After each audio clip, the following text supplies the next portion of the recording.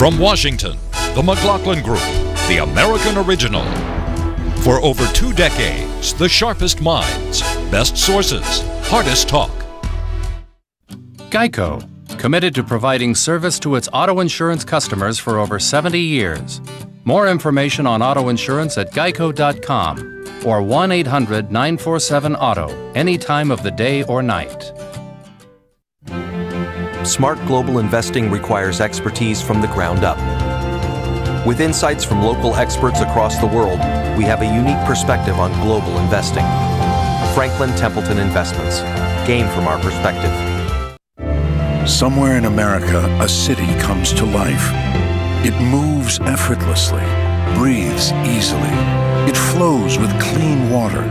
It makes its skyline greener and its population healthier.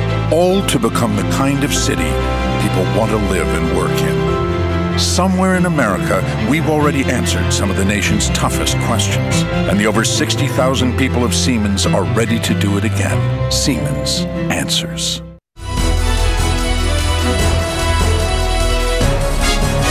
Issue 1, Israel-Palestine background. I'm delighted to be back here and again to take this opportunity to thank you and your government for the tremendous support that you're showing Jordan economically, and again your continued interest and support on the core issue of the Middle East, which is the Israeli-Palestinian peace.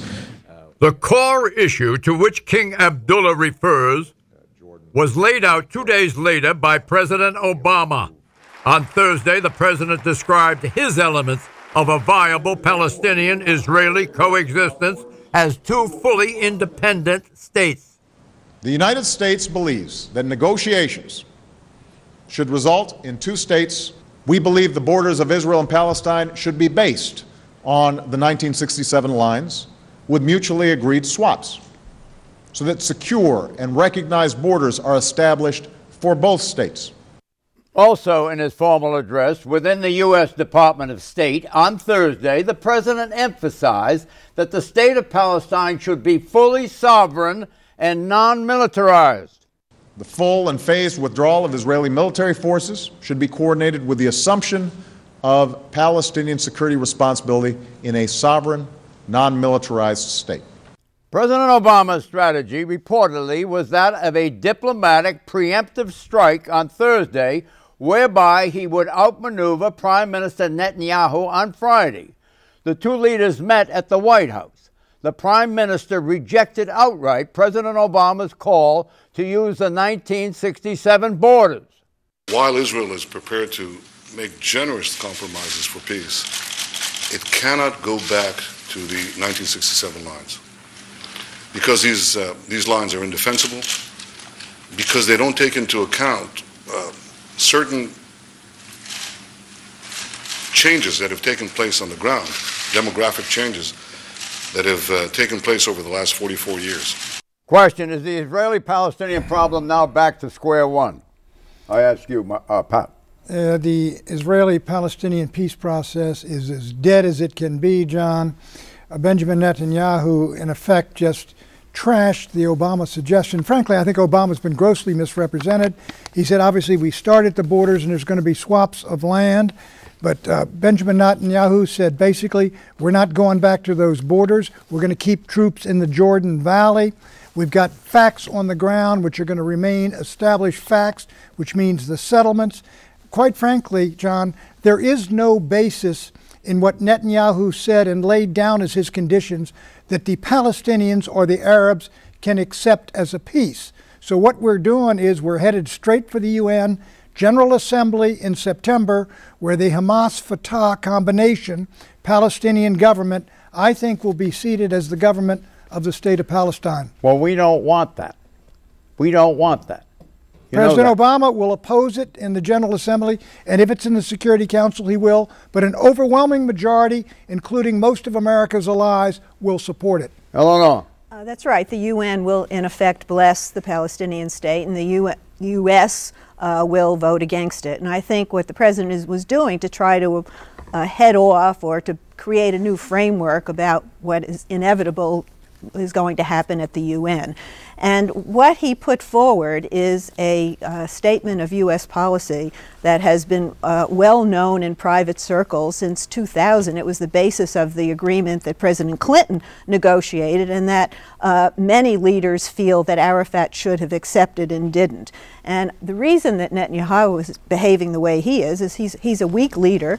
He is an intransigent right-wing leader who has an unmanageable governing coalition. He can't deliver on this, and the president made every concession, and the land swaps would mean that there would be land for 400,000 of the 480,000 Israeli settlers that have essentially gone into the disputed land. So, you know, I think that you wonder why the president waded into this politically at this point. I think what he said is defensible and in many ways admirable, but it's not going to move the ball forward at all. Hisham Melhem, welcome. What are your observations on this? I think Netanyahu's vision about peace, to the extent that he has a vision on peace, will never be accepted by the Palestinians or the Arab world or the international community. Netanyahu wants to have a truncated state, Palestinian state at best. He will always insist on settlement activities to continue, and he will always insist on deploying Israeli forces along the Jordan River, and he would like to see a truncated state that is not essentially contiguous. This will make a mockery of any entity that can be called Palestine. I don't think you're going to see peace reached between the Palestinians, whether they have Fatah and that Hamas in the government or not, with the government led in Israel by Netanyahu. And I think the tragedy of Israeli politics now is that most of these governments, even those who wanted to have peace more than Netanyahu, like Olmert and others, are hostages to the right-wing and religious small parties in Israel that are really dictating and pushing this kind of settlement activities. The president was extremely correct when he said Israel cannot be a Jewish state while maintaining permanent occupation of a Palestinian community or Palestinian people who are going to resist it. What are your observations on the Prime Minister of Israel's comments that we heard a moment ago? Well, you have to put that in the context of what the Prime Minister said in Israel in the speech he gave there, because that's where he outlined his policy, and frankly, it's different from what was just presented. He basically said that You mean by these three participants? That's right. What he said was that they would want to maintain the settlement blocks, which I might add was exactly what was proposed by George Bush in 2004 in a letter to Sharon, a letter that was approved by both houses of the Congress. And I might say then that's all that Bibi Netanyahu was asking when he came here. He wanted to have a reaffirmation of what had been promised by the president, the previous president. And if that were promised, it was in a letter to the Israelis. Who was fighting that? Well, what that letter says is that you do not specify the 1967 boundaries or borders as the starting point, okay? Neither, I might add, did Resolution 242 of the United Nations, which ended the 67 war, okay? It said that, without going into the technical language, that Israel would not have to go back to the 1967 boundaries. So you have a whole history, and I might add, these are boundaries that everybody's recognized. Every single Israeli prime minister, including Rabin, said these are neither secure, recognized, nor borders, nor defensible borders. And that's what he is talking about. He's gone back to the center of Israeli politics on these issues.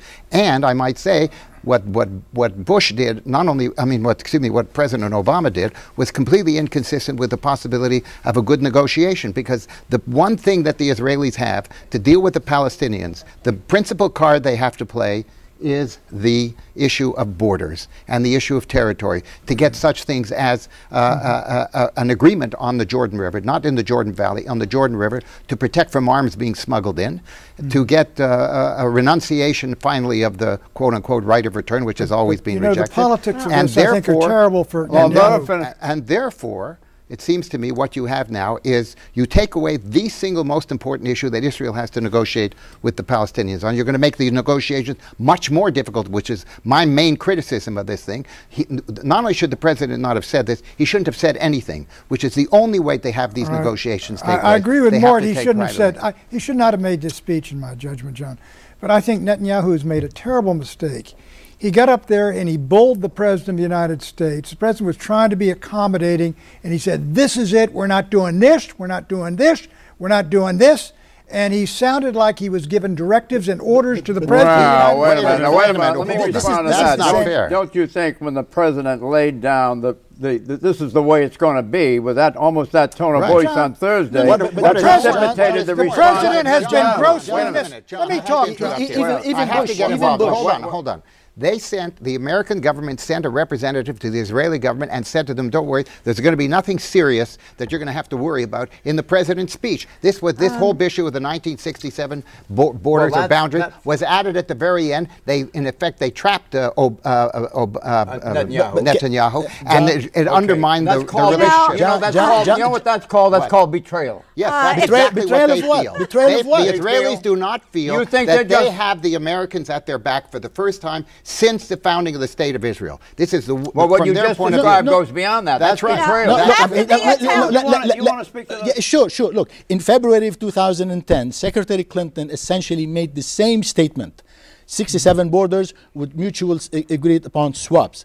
In 2005, President Bush, who you know his pro-Israeli views, he said that it should be based on the armistice lines, essentially 67 lines, okay? Yeah. So this is nothing new. Only that Obama now is articulating it at a time when you have a prime minister. What's new is the settlements.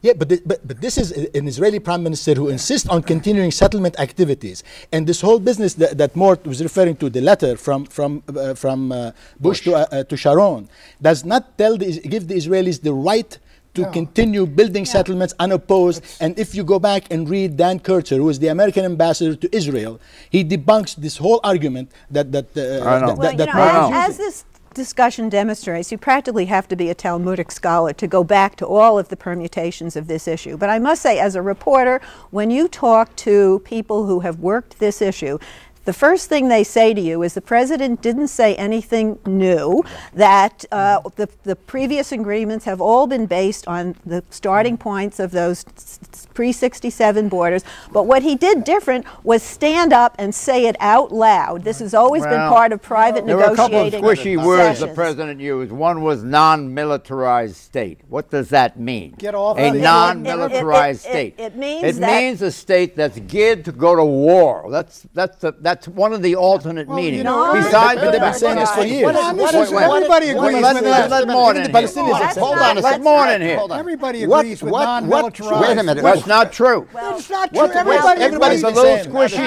Considerably squishy. Does that mean that they can't have a military? They can't have a police. Palestinians disagree with that. Look, absolutely. One of the major issues here is how, since, if I may point out, Fatah just made a deal with Hamas, which threatens every bit of the existence of the State of Israel, and it continues to say that. So they are now making a deal with the Hamas that now threatens whatever government is going to exist. So the Israelis have to find some way to deal with that issue. That is critical to what is going on here. Exit question. Earlier, Republican presidential candidate Mitt Romney said Obama has, quote, unquote, thrown Israel under the bus. Is Romney right? Grossly unfair, grossly exaggerated. What the President of the United States did, in my judgment, John, was restate our position basically and say land swaps are coming, which is what's our position been for a long time. Romney scoring cheap political points, trying to reach out to the Christian evangelical community, and he should know better. Hisham. Very transparent. This is the expected noise. This is, it reminds me of, Israel's Amen corner. Let's put it bluntly. It's very cheap. It's very transparent. Doesn't add anything. And the President of the United States is not throwing Israel under the bus. He's restating well-known American principles and on the Arab-Israeli conflict. You share Hisham's views? When the President ran for office, he gave a speech to AIPAC in which he described the borders as secure, recognized, and defensible. Not one Israeli and nobody Nobody disagrees that this does not mean the 1967 borders, because they are neither secure, recognized, nor defensible. So he changed his position after running for office and making that speech at AIPAC. Nobody so please said do not those tell are me. final Did he throw? borders. Did he throw? Excuse Did me. he? Did he throw it? You start from that point, okay? Right. It's a very. The Israelis do not start from that point. They want to start from Did he defensible throw borders. Israel under the bus? I don't know how to describe it. I'll just put it AIPAC this is way. having a meeting on Sunday. I'll put it this way. And Netanyahu is speaking to the United States Congress on Tuesday. Right. Correct? Yeah. What's Netanyahu going to say to the United States Congress? He hasn't yet cleared it with me, but if you ask me on Tuesday, I'll give you an answer. What is your insight? You know more than you're saying, Mark. There's nothing I can say on this show, with all due respect. You mean because it's so widely watched in Israel? Yeah, well, I mean, it's obviously going to be a very important speech, and I don't know what he's going to do in terms of his final language based on what has happened, because this was something which was a surprise to the Israelis. I think it was a blunder on the part of Romney. Issue 2, IMF angst. Obviously, some shock and sadness over the events of the past few days, but a very clear recognition of the important responsibilities that have been given to the fund. John Lipsky is the new acting managing director of the International Monetary Fund, the IMF. Dominique Strauss-Kahn has resigned. Strauss-Kahn is indicted on 7 counts of sexual assault. The just installed managing director, Lipsky, says the IMF 24-member executive board will move quickly to replace Strauss-Kahn. But the selection process may turn out to be long rather than short. Competition is building with notables such as former head of the UK, Gordon Brown, and French Finance Minister Christine Lagarde. But a growing lobby of developing economies wants the new managing director to come from a non-European country, particularly since Europe has filled the job since the IMF began 65 years ago in 1946. That lobby includes Brazil, India, Japan, and technically China.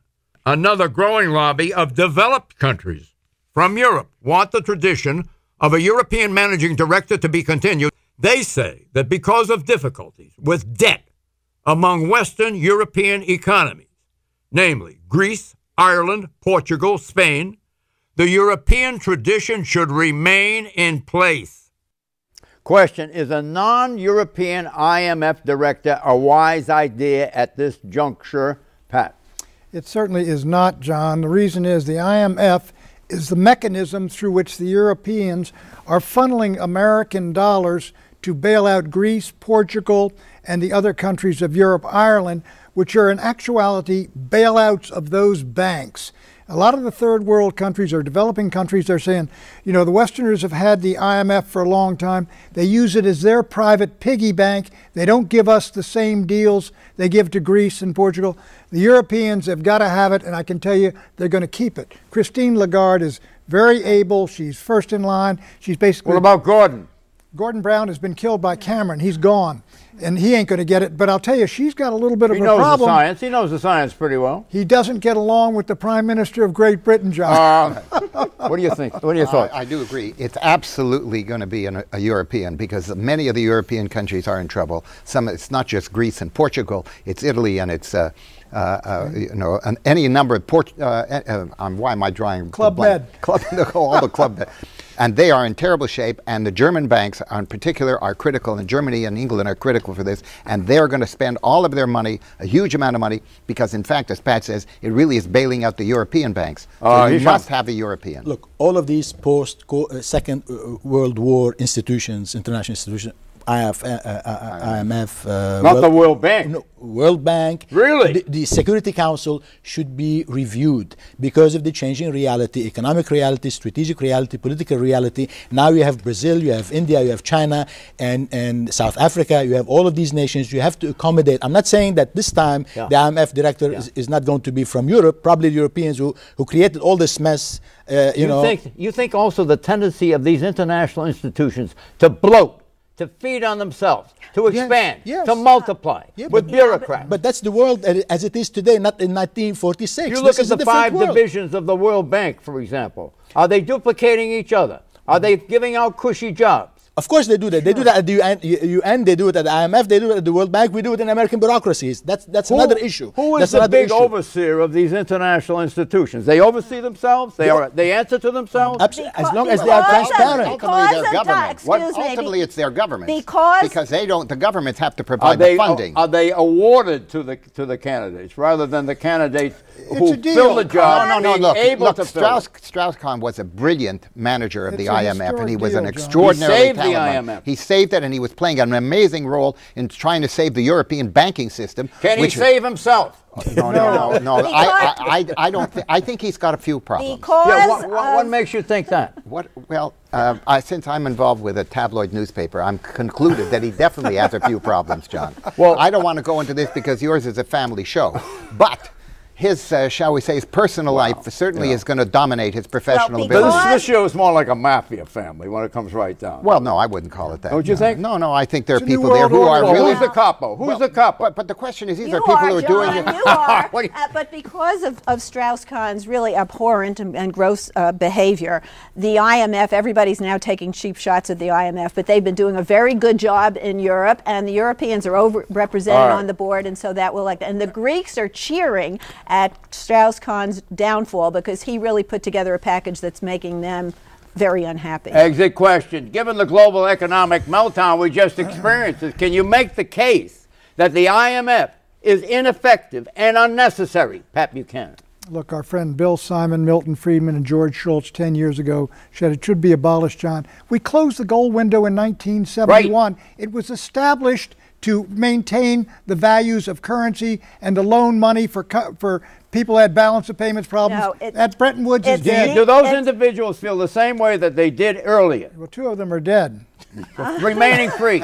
We'll go with what we got. What are they saying? What are they saying? What is Milton saying? Milton's dead. It's George. Talk to George Shultz. And the gold standard is dead too. If the IMF didn't exist, we'd have to create it. We got to get out. I'll give you 5 seconds. 5 seconds. That's all we got.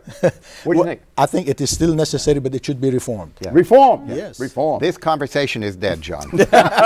Reformed and kept? No, I reformed to a degree, but absolutely essential right now. Absolutely essential. Issue 3. Hey, Newt. What's Newt? I'm Newt Gingrich, and I'm announcing my candidacy for President of the United States.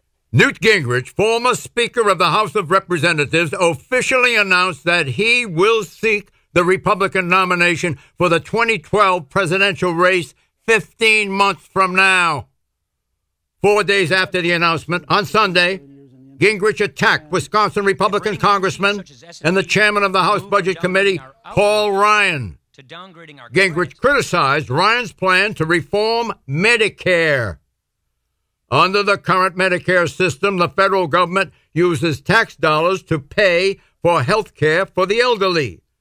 Under the Ryan plan, Medicare pays for a portion of the premium for insurance that is sold by private insurance companies. Ryan calls it, quote-unquote, premium support, but Gingrich calls it, quote-unquote, radical. Gingrich also likened the Ryan plan to Obamacare. I don't think right-wing social engineering is any more desirable than left-wing social engineering. I don't think imposing radical change from the right or the left is a very good way for a free society to operate. Question, why did Gingrich malign Paul Ryan, Eleanor Clift? Well, I don't know, I call it maligning. Gingrich actually spoke the truth. The Ryan plan is radical. It is right-wing social engineering. The public hates it. And now the Republicans have made it a test of purity. You've got to support that. I mean, it's great politics for Democrats because people do not want to end Medicare as we know it. But actually, the bigger fun story with Gingrich is his $500,000 bill at Tiffany's. 250. Oh, he got it, whittled it down to 250. I don't know, but that was the range I saw. John Stewart said it's because he's buying diamond wedding rings in bulk. Now, is that a fair one? Well, it's a story that people will remember. We got to have some fun in politics. Here's what happened to Newt, John. On the bill? No. On Tiffany's or what? No, Tiffany's, I think that's been paid. But look, here's what happened to Newt. What he did is he saw the poll showing that the Medicare proposal is unpopular, so he goes on television and he trashes the position 235 Republicans have put themselves on the line for, and then knocks the individual mandate, which they are trying to get repealed. He says that's a pretty good idea. I've never seen a candidate have a worse opening week in a presidential campaign. His campaign imploded before it began, really. And I think he was playing to the crowds in Iowa because he knew that the seniors in Iowa are opposed to this, to the way Ryan radical program is going to undermine what about the crowds across the United States? They don't want Medicare. That's why, sure. And I think Newt correctly sensed that, and I think Eleanor is right. Do you think the plan is radical unless the plan serves as the beginning of a serious debate about entitlement? Okay, let's get Ryan's reaction. With allies like that, who needs the left? That day, Gingrich faced this uncomplimentary suggestion in Iowa. You're an embarrassment to our party. Why don't you get out before you make a bigger fool of yourself? One day later, Tuesday, May 17, came the Gingrich walkback. I made a mistake. And I called Paul Ryan today, who's a very close personal friend, and I said that. What did you think of that criticism of that gentleman confronting? It's a very, very rough thing to have on film, a real, authentic voter saying that to you in a Republican gathering, John. Doesn't get worse than that. Yeah. No, you mean he's already demolished? I don't think. I don't think he's going to win the nomination. I didn't think he had a great chance, but I think his chances are close to zero. Has this been a demolition derby for? Well, he really is a man of ideas in politics. Newt Gingrich. He's a very smart guy, and I think he's just eliminated whatever moral suasion and intellectual suasion he would have on the Republican Party. Really? Yeah. He's got thick skin, and he's going to really need it. Fourth prediction: President Obama will give an address before the before the end of this year. Yes or no? No way. No, but he will go to Israel before November 12th. No way. No way. No way. The answer is yes. Bye-bye. Geico, committed to providing service to its auto insurance customers for over 70 years. More information on auto insurance at geico.com or 1-800-947-AUTO, any time of the day or night. How does an investment manager stand the test of time? By taking a long view through all market cycles and keeping a close eye on risk.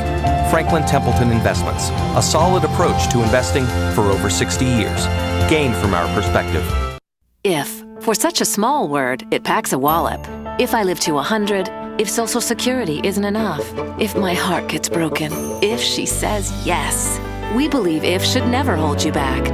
IF should be managed with a plan that builds on what you already have. Together, we can create a personal safety net, a launching pad for all those brilliant ifs in the middle of life. You can call on our expertise and get guarantees for the if in life. After all, we're MetLife.